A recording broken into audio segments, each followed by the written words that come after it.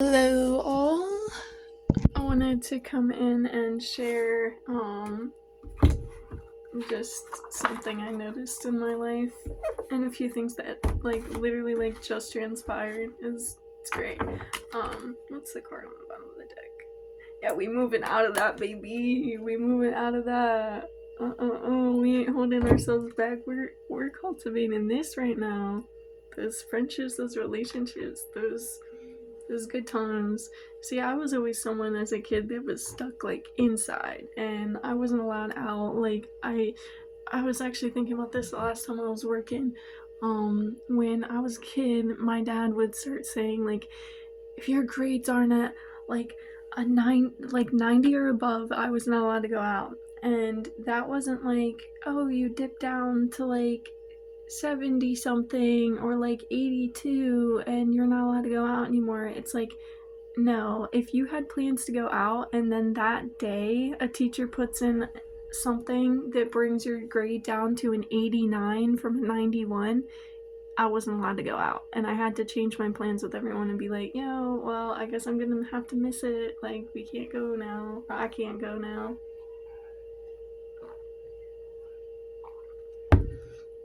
And it would go to a point where people would straight up I swear boyfriends and whatever would literally think that I was just making an excuse to not hang out with them or to go out and do whatever. And it's no, bro, you don't understand. I want to go out with every part of me, but I'm straight up not allowed to right now. And I think it's just as ridiculous as you do. But yeah, point being, that was just one example of the ways I was just not allowed to go out as a kid, even though I wanted to. And even when and now I'm realizing as from a conversation this week that the neighborhood wasn't great. I didn't notice that when I was a kid. Everyone there was so nice. But when I lived with my mom and papa, it was literally right out the backyard you could see the park. And so I was why can't we just walk across the street to the park? Me and my brother. And if we wanted to do that, but my mom was just scrolling or whatever for the day and just chilling in the RV, we would not be allowed to do that, even though we wanted to go outside so bad and there was nothing for us to do sitting around in an RV all day. But yeah, so I was always cooped up inside of houses, and at my dad's it was always, okay, you're not allowed to go out, and now I'm gonna have you be a child labor for me, slave away all day and take care of this and take care of that. So now it's I've been breaking down, chipping away at the whole not feeling even if it's just by myself or going out with other people, I'll make excuses or whatever, or I'll just even though it's such a beautiful day outside and I could literally just walk down the street and go for a walk, I'll be no, I don't I don't know, I used to have that problem of just I literally could not get myself out the door, even though I wanted to so bad and everything in me just wanted to go outside and go for a walk. I was sometimes I couldn't even get out on the porch. And now, I think, from chipping away at that, if I make plans with myself to go out for a walk, or I just kind of want to, I can definitely do that, or go sit out on the porch. The winter is still hard for me to do that because I don't adhere well at this point in my life with, at this point in my journey, to the cold weather. So it freaks me out to be out too long without having a way to immediately get back to warmth, having a car or something. So point being, this for me right now, beyond okay, so I got through this part where it's I can make sure that I get rest now, but spirit's okay, it's not just about rest, it's also resting into love and happiness and joy and cultivating that. Here, wait, I just realized that's why it's so dark over here. feeling comfortable within relationships and such. So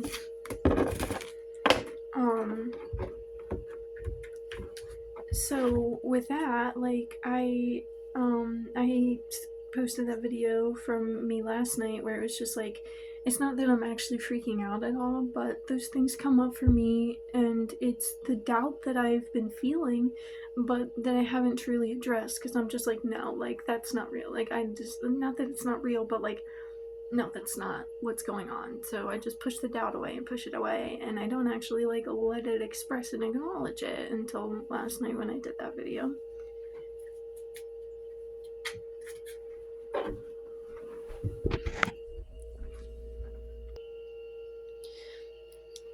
Sorry, my family was moving around. But when I paused, I was shuffling the deck while I was talking, and this is the card that came up. Beating my own drum, you know?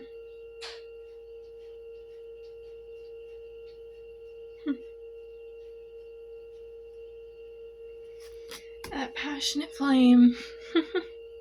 Oh my goodness, I just looked at the card and looked at myself, and I was like, my hair kind of matches this girl. I don't know.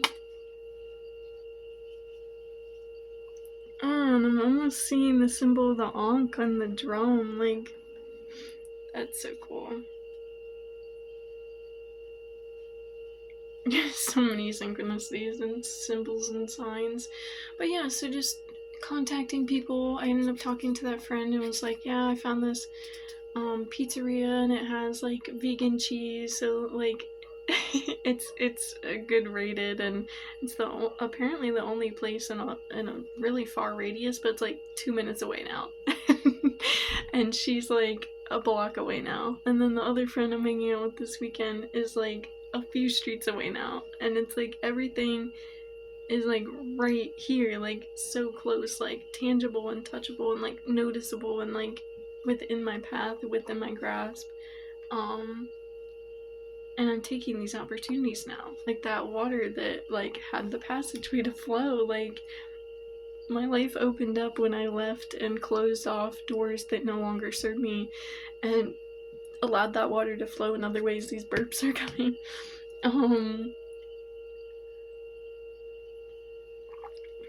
Good old OJ, celery juice, tangerine juice. I think there's a little grapefruit juice in there too. I don't know what this crystal is, but it's really like, it's kicking today. I don't know. It's kicking. Oh, it's like the same color as her jeans too. That's funny. But yeah, just like, and while I was talking to my other friend from work, the one that's like my brother, he's I don't know, he's always like talking me up. He's like, yeah, king, like get it, king.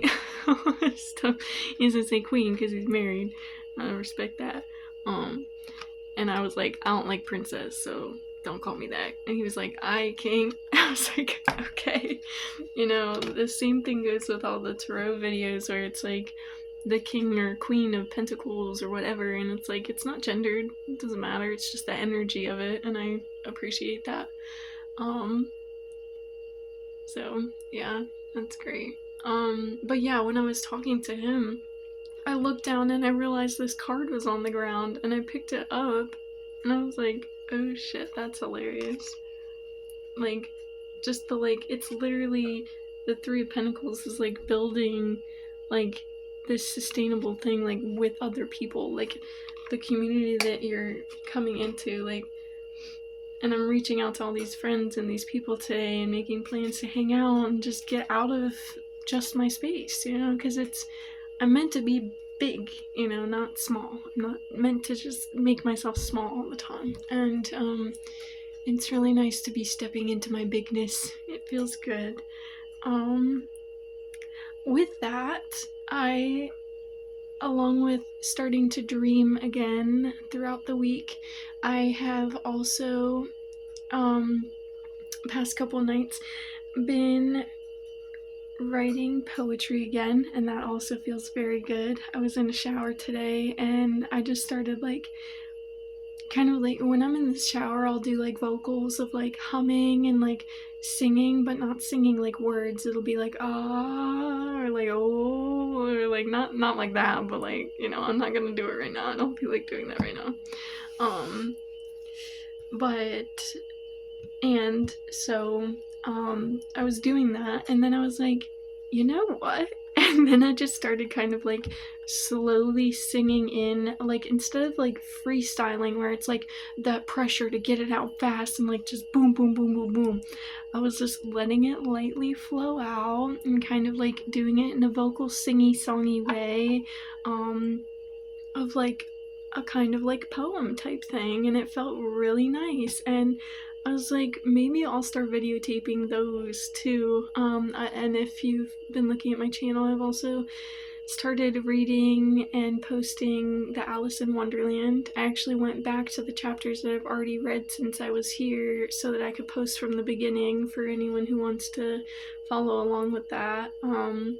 I just had the feeling of like, well, it was actually kind of a thought, and then it just kept trickling into more and more feeling of like, yeah, do it, you know, do it, just go for it. And it's helping me to get into reading more again, as well as the book that I'm reading that my friend's writing. But and so the one day I was out with my aunt and uncle, and we were at Target, and I found this book that I was like, oh my goodness, I know this writer. And I looked at it, and it was just like, it was so cute on the inside. And actually, I have it right here. And the one thing was like, it was just like goofy, so I was like, I want to read this to them. But the way I read it, like my aunt was like, you know, like you read that really well, like it seemed like interesting type thing, like because it's kind of like these little cartoon characters that you see on the front like talk to each other. It goes, I got you an extra special cake, said the mole. Wonderful, said the boy. Yes, but I was ambushed. Ambushed? By who? By the cake, said the mole. Oh no, how did you defend yourself? I ate it.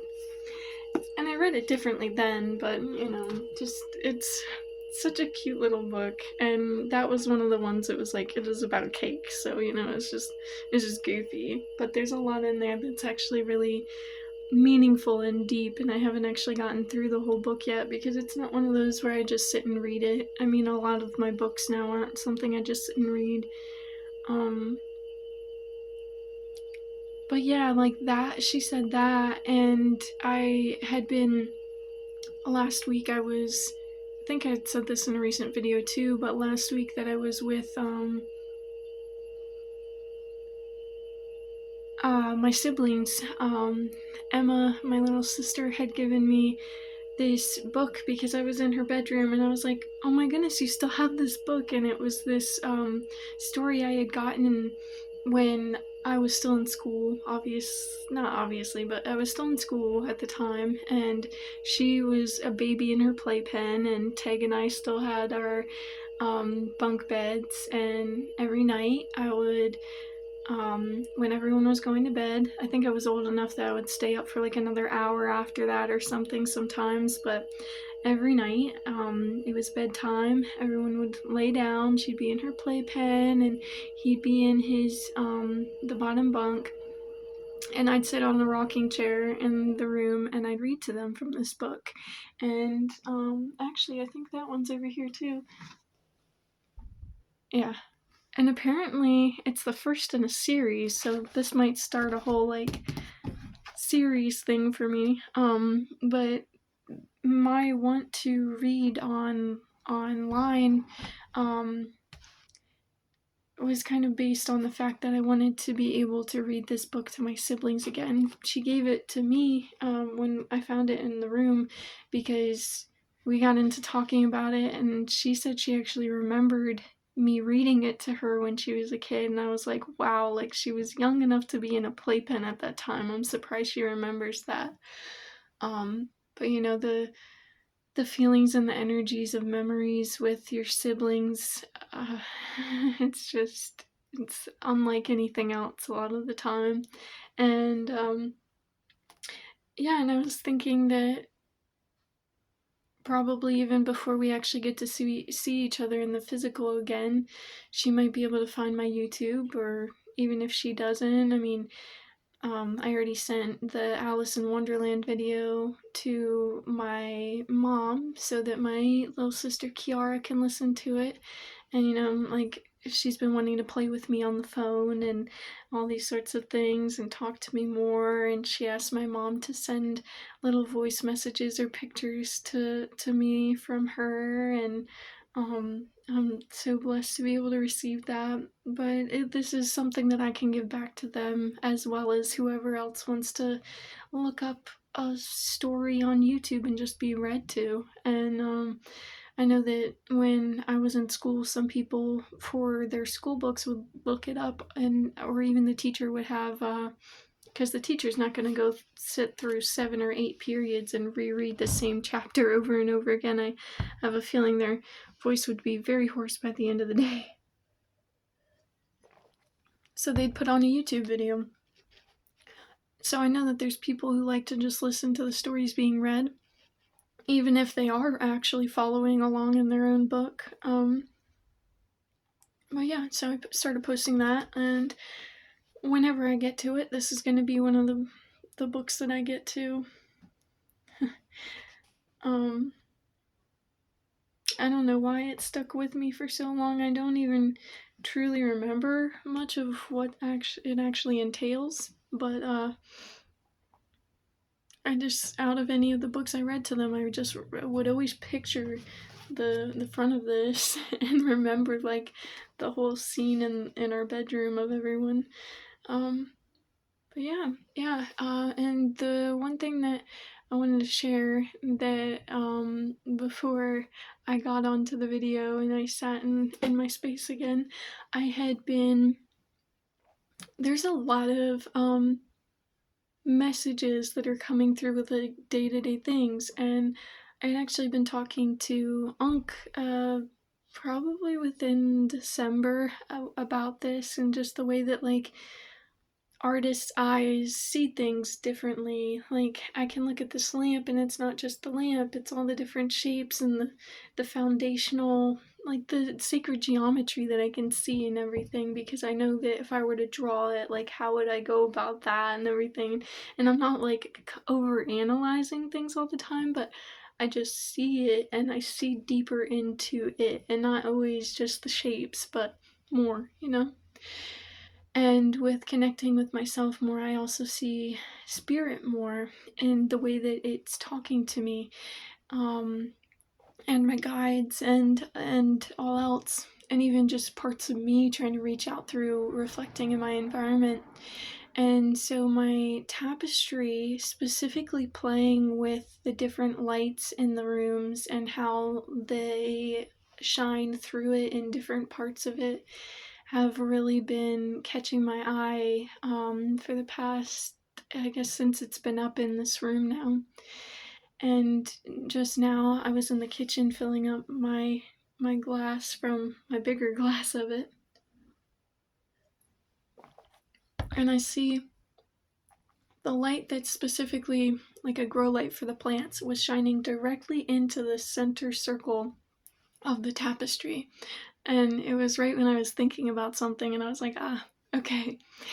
And then I noticed that with the right side being the masculine, the divine masculine, and the left being the divine feminine, I was looking at the other lights, because that one was the only white light out of the other LEDs in here that are turned to orange right now. And the white one was shining straight through the center, and there's a kind of like fixture over here that has a lot of the orange LED lights kind of like woven through the different shelves on it. So on that side of the tapestry, most of the lights were on the right side, but of course it's a whole string that goes around the room, so that string was majorly on the masculine side, but creeping over to the divine feminine side. And then on the other side, again, of that tapestry, the only light, because it goes around that window frame as well, and the only lights that shine through, or not shine through, that shine on that side are right at the bottom left on the divine feminine side. And so I go to, like, because the rose quartz, yo. Yep. Love is flying in, guys. The arrow here. Oh, okay. I'll pick that up in just a minute. Let me finish. I'm gonna finish saying what I was gonna say. The lights on the divine feminine side they're the only ones that actually are on that other side of the tapestry. And for me, I was like, I'm going to put this into the physical by physically reaching out towards the light that's tangible, that's right in front of me, and touching it, sending that energy into this portrait of me that's right here. And so I reach out to it, and then I realize I notice the other light that's dimly shining through the divine feminine side is my salt lamp that I've been leaving on as a representation of the hearth, the heart, that during the cold winter months, people will have, like, their hearth goes all the time, that fire stays bright because it represents so much more than just the warmth of the house. It's also, again, that heart. And it being on the divine feminine side through that, and me knowing that that's on all the time now because I have that representation for myself and my heart, and the fact that it reflects my heart again, like, I recognized our hearts are on our divine feminine side. And